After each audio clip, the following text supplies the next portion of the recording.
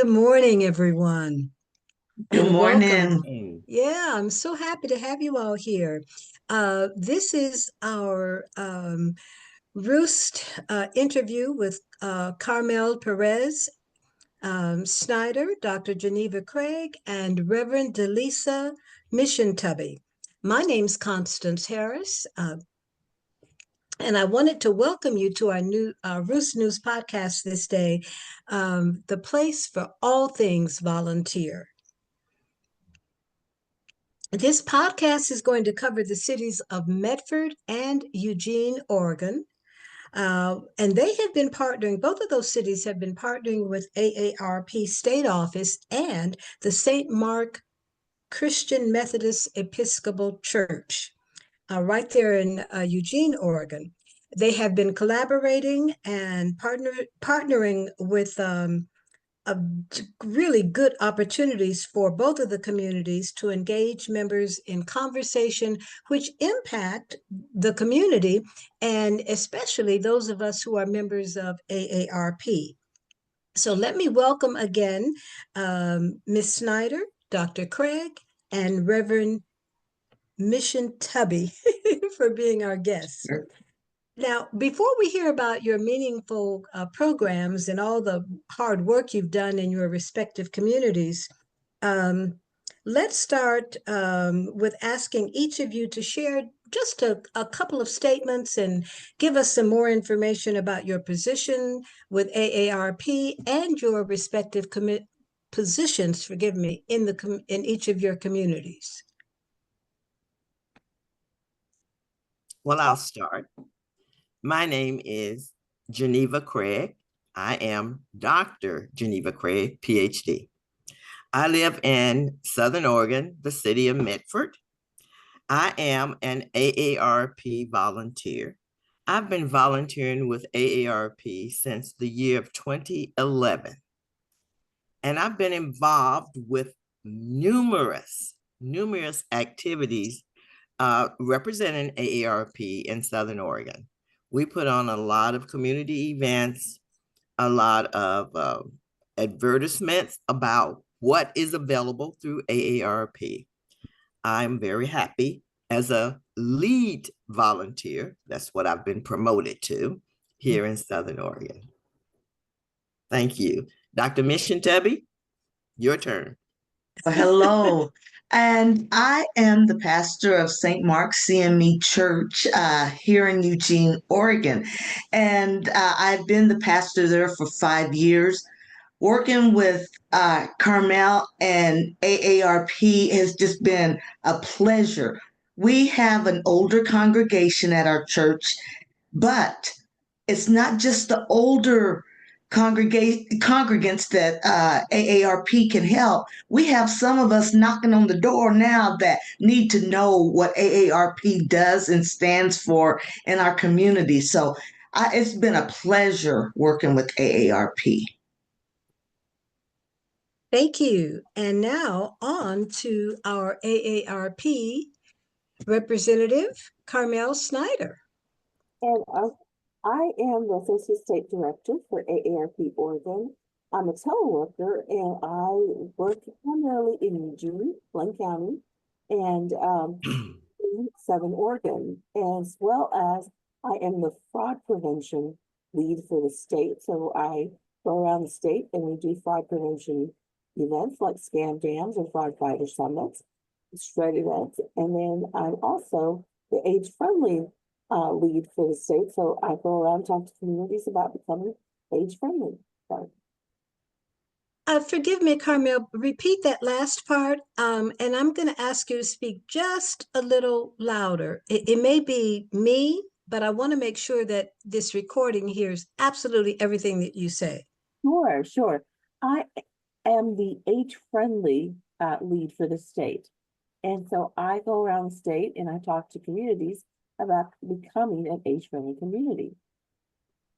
Ah, that's the part I didn't hear. Thank you. Age-friendly. Great. All right, I got it. Thank you so much for sharing that information. So now that our the folks who tune in and listen to us are other volunteers who know exactly what you all do. It sounds, Carmel, that you really wear quite a few different hats for the state of Oregon, representing AARP. And Dr. Craig, since 2011 being a volunteer and now being a lead volunteer, congratulations. Thank Wow. you. And for Reverend Meashintubby, regrettably, I think we have all experienced that across the nation, so many of our churches now have a population that are members of AARP, or at least they ought to be members Ought to if they're be. not, right? Yes, yes, I totally agree. So we're going to begin by talking about the Medford programs. And I want this discussion. I know it's going to be meaningful and really help a lot of people understand this beneficial and really good collaboration between AARP and each of your communities in the different things that you are working at to help people with aging. It makes sense. But let's begin with Medford. I'm really, I have to admit that when I went online and looked up each city, I've never been to Oregon, and I'm like, oh, I want to visit. I want to visit. Come So on over. okay, thank you.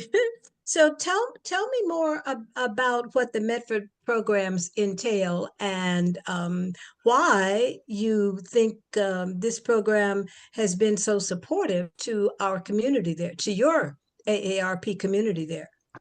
Well,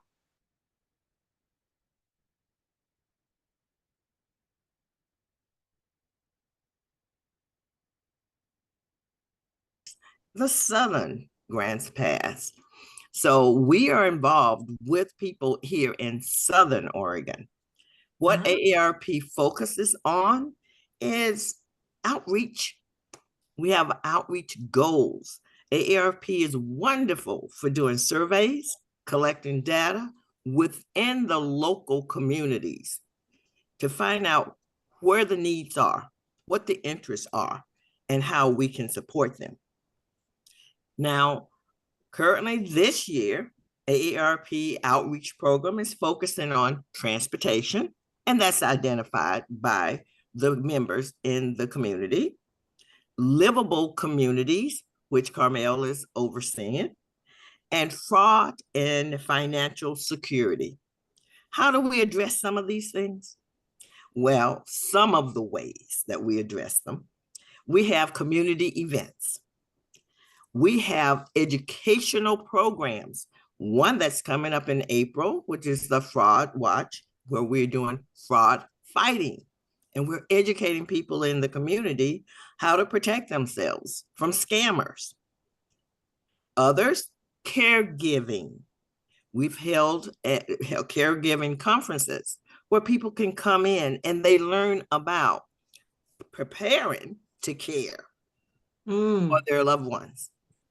And it doesn't mean it has to be a family member. Some people care for their friends. So where are the resources that are available within the community? What are the things that you need to do to prepare? We've had elder law attorneys who can help people understand the legal process. Living will, for instance, durable power of attorney. How do you get your resources lined up before your brain goes or your health deteriorates to the point that you just can't think? Okay. We have had conferences where the Attorney General has come in to tell us what's happening right here in Southern Oregon, where people are losing their money. They're being scammed. So we do a lot of things here in Southern Oregon. And the other part, transportation, we've been looking at as people age, they need to start looking at when they have to hang up those keys. Yeah. How are you going to get around? Yeah. Is the bus system sufficient? You know, what about carpooling? how are you going to get the things that you need when you can no longer drive? How are you going to get to places you need to go? How do our parks look? Do we have safety in our parks? Are there enough benches for people to sit on when they go out to the park? Transportation and the sidewalks. Can a wheelchair or these motorized scooter chairs, can they get onto the sidewalk, get off of the sidewalk safely? There's so many things that we are looking at that the people in the community have said, these are the needs we have identified and where we need your help. And then I'm going to close with housing. Housing has become so costly, and our incomes when we age usually become pretty fixed. So we are working on housing, affordable housing for people in our community. Now I'll shut up and let somebody else go for it. No, but thank you so much, because you're making it clear how you really are addressing multiple needs. Because as we age, we all have multiple needs. And to keep good quality of life, you got to do the whole thing. Yes. You can't just kind of do Pick and one choose. piece and not do the rest. So thank you. That was a thorough explanation of all that you're working toward improving. It impresses me. Well, who wants to continue with this, telling me more about what's going on in Medford? Well, I covered Medford. Carmel may have something to add. Well, I was going to say that the wonderful thing about Medford is we have a community action team that's completely volunteer driven. Geneva is our lead, but we have other folks who have stepped up and they take a role in housing or livable communities, and they run the show. They do everything from planning, we're their support staff. We make sure that they have the materials they need and things like that. But everything else is run by the volunteers on the ground, because I'm not there every day. And Medford is not my community that I live in. And so it's really wonderful to have this group of volunteers who know exactly what their job is and do it well. Outstanding, outstanding. Before we move on to Medford, I know that you've got a film coming up. I'm sorry, before we move on to Eugene, I apologize. I know that you've got a film coming up. I think it's titled Home of the Brave. Do I have that correct? Yes, you do. Okay. And that is coming up on the 25th of this month. All It right. is about a documentary about Viola Liuzzo, who was the only white woman who was murdered. That's the word that's chosen, murdered, during the civil rights movement. She came to Alabama. That's my home birthplace, Alabama. And she was transporting marchers to and from Selma to Montgomery, Montgomery back to Selma. And she was killed by the Ku Klux Klansmen. And I was a part of that Bloody Sunday event that made Dr. Martin Luther King call for those who witnessed the atrocities that happened on Bloody Sunday to come to Selma to help. And she came, and she was killed. She became my shero, and her daughter lives here. One of her children of 5, her oldest daughter, Mary, lives here, and she's going to be at the showing of the film. So I that, read that. yes. Yes. So Yeah. Mary and I have been friends since we met here in Southern Oregon, and she learned that her mother was my shero. So we're looking for a good event. Thank you for volunteering that, because while you were talking earlier, I wondered if you were a native to Oregon. And so now you've cleared that up for me, but you've also added the significance of this particular film and how you understood everything, that all of the events that brought this documentary to be made, and that you personally know the daughter. That's okay. I got it. I got it. All right. Wow. Thank you. Thank you for that. Um, we could talk about this for hours, but let us move on to Eugene. Reverend Meashintubby. And Carmel, please jump in as things come to your mind that you want us to know about these respective communities. But Reverend Meashintubby, please, expand for us, or as young people like to say, unpack what. Unpack. Yeah, unpack what drew you to collaborate with AARP. Well, we get the information in the mail and such, and you read it, and then you put it down and say, well, when I get to that age, I'll think about it. Well, no, I tell you what sold me on AARP was Carmel. We met, had lunch, we chatted, and she really touched my spirit. St. Mark CME is the oldest African American church in Eugene. And it is, like I said, it's an older congregation, but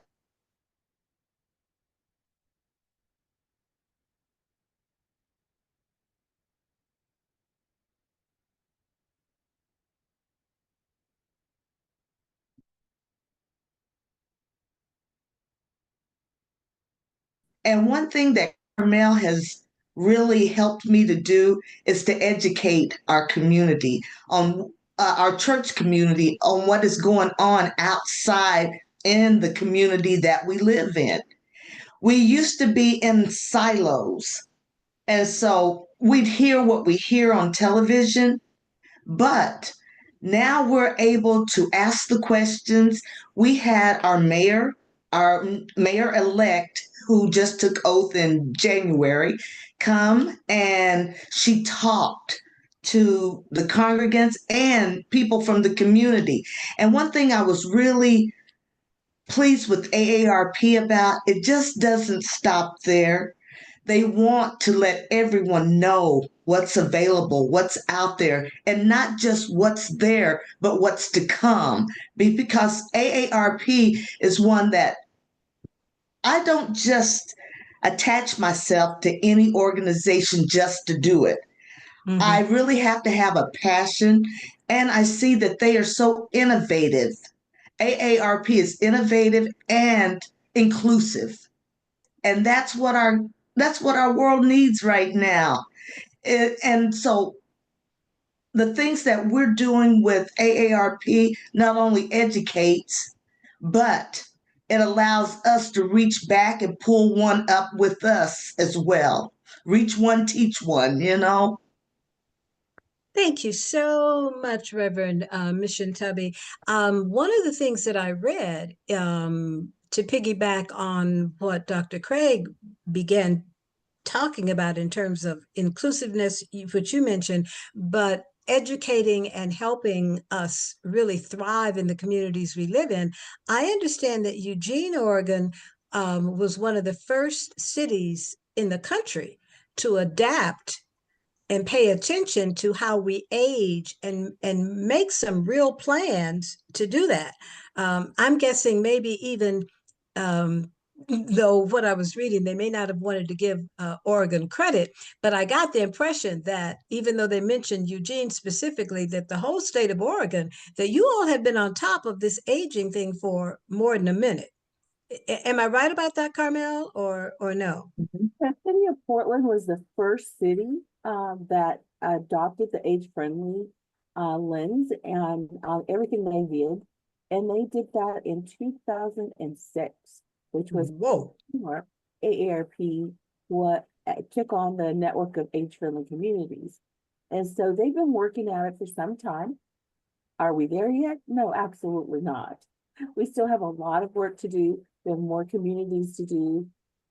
We have the state to bring on board and say the whole state needs to be part of this age-friendly movement, because Oregon is the oldest state in the West.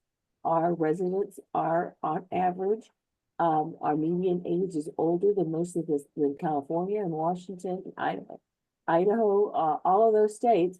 We are older, and so because of that, it's really critical that we take those steps now. So I'm looking forward to continuing to work on that, but it's a challenge because there's other things that are equally as important. One is housing. You know, we have a lot of houseless people that are aging in to homelessness. And we also have a lot of folks who are older and are literally one hike away from being homeless themselves. And so how do we stop that?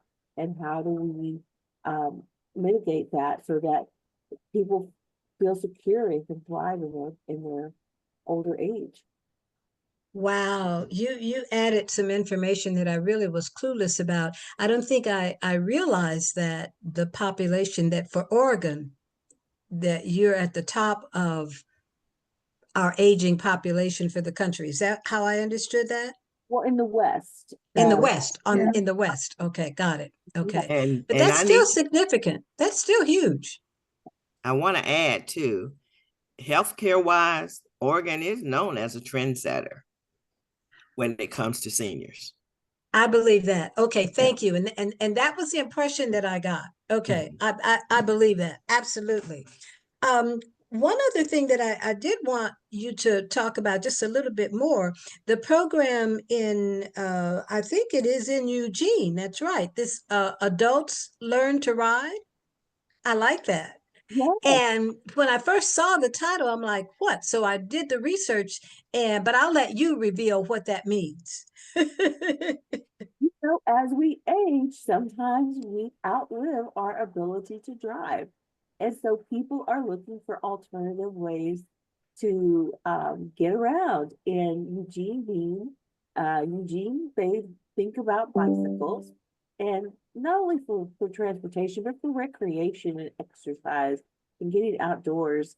My granddaughter jokes that in Eugene, when it doesn't rain, everybody runs outside. But what do we do when it rains? Well, we run outside anyway. I like that. I like that.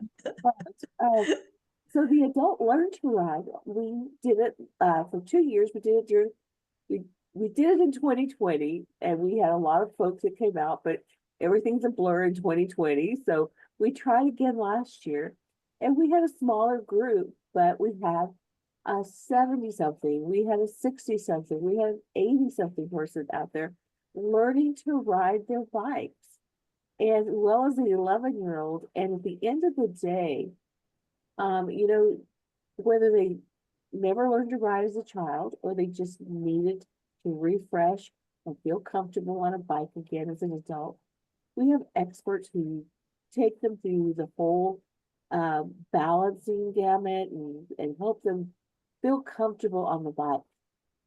And at the end of the day, the 11-year-old who was out there because she didn't want to be out there learning to ride her bike with the little kids, so she came out for the adult learn to ride.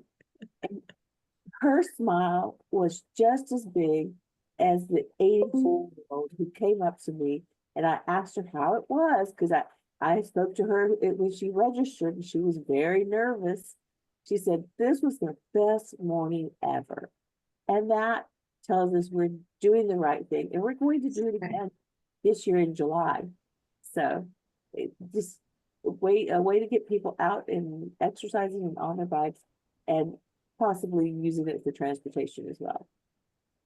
I like it. I like it. Thank you so much. Now, all of the programs that you do in both cities are free. Am I correct about that? Yes, the majority of the programs are free.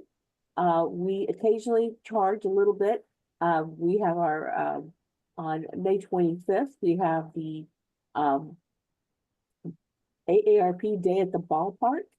And we're asking people to pay a little bit of money for the ticket just because we know that they'll show up, and it's a small fee for a lot that they get. It's a picnic. They get a whole buffet of food, and it's really good. It's not just hot dogs.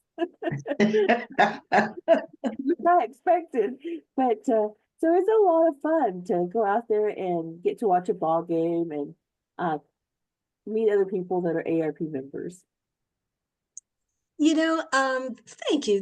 This is really inspiring to me. I don't think my family would be excited if I picked up and moved to the West Coast of Oregon, but I'm just really inspired. I like this a lot. Now, you all know that this podcast is for our staff and volunteers. So, do you have any examples you want to share about how AARP volunteers are interacting with you in both cities? Well, I can say this, Carmel and I are always interacting. I'm always interacting with different members at the state office, the staff. Mm-hmm. If I need something, for instance, we're the senior access fair. It's coming up on April the 8th. And we, the community volunteers here in Southern Oregon, will be tabling. That means we'll have a table with AARP literature, talking about those outreach focuses that I mentioned, transportation, livable communities, and fraud and financial security. We'll be tabling. But everybody loves swag. Amen. So I made up a list and sent it up, and the swag is on FedEx and it's maybe at the place now to be on the table, along with that and a few little treats as people go through the fair to learn about all the resources that are available to them in the community. Now, that's just one example. And we talked about the movie and volunteers. We greet, check them in, get in, grab your bag of snacks and go into the movie, that type of thing. I mean, we just do a lot. I love it. I love it. Teamwork. Thank you for that. And one more quick question. I did read about, let me just quickly look at my notes to make sure I phrase it right. I think it was called the AARP After Hours. Did I read about that for Eugene conversation, for both of you conversations? Oh, we do that, but I'll let Carmel talk about hers. I just talked about so, Julian and Eugene, this is a Medford event. And so I'll let Geneva talk about the after hours event. Okay, see, she tossed it back to me. I don't want to hog the show. The after hours event happens in the evening, and it is for AARP members. Okay. It's not just open up to the general public. We are asking, we don't check you for your card or anything, but the announcements are sent out to the members. And there's going to be music. There's, where people, and it's my era, like Marvin Gaye and, those kinds of. What's going on? Okay, yeah. All right. So you understand. And then we will talk. We always pick a focus area that we concentrate on. The last one we had some legislative initiatives that were very important for people to know about and to really encourage their legislators to look at it and support it. So that's what that's about. It's about getting together, meeting people in the community. It's a social hour, okay? And connectiveness. I like it. Yeah. I like that a lot. I really like that a lot. So as we bring this podcast to a close, one of the things that Lillian and I always like to make sure we ask, is there anything that you want to share that we didn't talk about or we forgot to ask? I want to put a pitch in. If you're having a good experience while you're volunteering, tell others about it and encourage them to come and join you so that we increase our number of volunteers. That's all I want to add, please. That is excellent. I think that's a perfect place to really adjourn, because you make a solid point. We're all volunteers and we know how heartwarming, and that's not even an adequate word to use. So thank you for that, Dr. Craig. I really do appreciate that. This has been a really great example of the benefits of collaborating with AARP. It's been inspirational. It's been educational for those of us over 50, some of us like me over 70. It's really good. And I'm excited to learn so much more about Medford and Eugene, Oregon. So I'm really sure that the staff and volunteers of other states, when they tune into this podcast, you may even get some more volunteers, Carmel, in Oregon based on this. I would hope so. So definitely, for those of you who are listening to this, if you want additional information, we know they can contact you at the state office, right, Carmel? Yes, they can. They can always reach out to me, and I will share my phone number and my email. My phone number is 541-525-8123. My email is csnyder@aarp.org. Thank you. Thank you. I'm believing that this is going to give us even more volunteers and people who understand the value of volunteering and maybe want to implement similar programs to what you all are doing in their respective states. So thank you so much for being a guest with us on our Roost News. To our staff and our volunteers, we encourage you, as Dr. Craig said, to look for ways to volunteer and especially to subscribe to the Roost News, which gives you a lot of information on places that you can be able to volunteer in. You can also reach our Roost News on YouTube and check out any of our other podcasts that we've done over the years. And of course, please invite your colleagues to join us. On behalf of the Roost News team, thank you.